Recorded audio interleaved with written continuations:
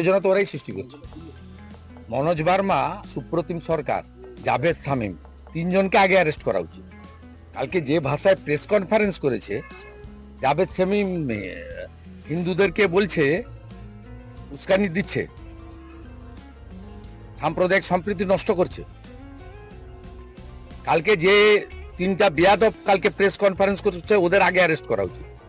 NIA কে দিয়ে arrest করা উচিত, মনোজ বার্মা, জাভেদ শামীম আর সুপ্রতিম সরকারকে। রামনবমী নিয়ে পুলিশ যতটা সতর্ক, সেই সতর্ক না, বাধা দিচ্ছে। সেই সতর্কতাটা যদি ভগবানপুর বা নওদা, মুর্শিদাবাদ থামবে না। আমি কালকে রাত্রে চিফ সেক্রেটারিকে বলেছি, your police is completely fail. 6 central assistance এবং 500 কোম্পানি প্যারামিলিটারি ফোর্স চেন। আমরা গন্ডগোল করতে চাই না।